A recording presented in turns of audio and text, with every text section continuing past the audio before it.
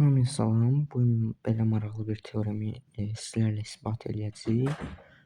Bu teoremi isbat etmək üçün əvvəlcə başqa bir teoremi isbat etməliyik. Teoremdə deyir ki, A plus B bərabər n olsa,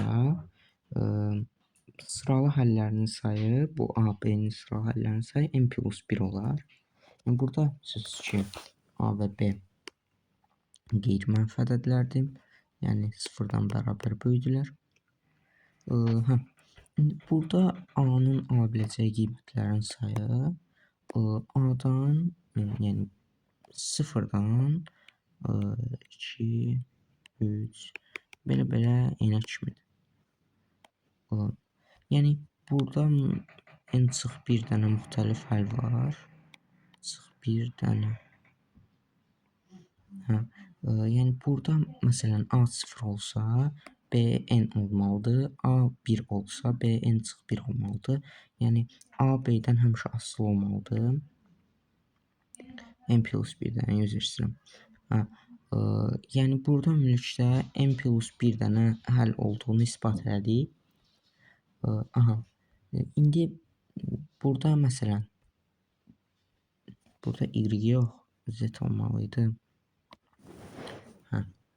İndi burada deyək ki, z bərabərdir 99. Onda x plus y-in sıralı həllər sayı 1 dənə olmuş olar. Yəni indi z bərabər 98 olsa, x, y-in müxtəlif həllər sayı 2 dənə olmuş olar.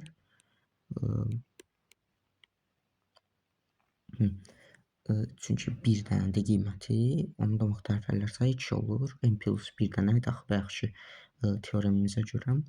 Bu şəkildə davam edəndə z bərabər z bərabər 0 olsa, x plus y-in müxtəlif həllər sayı 100 dənə olmuş olar.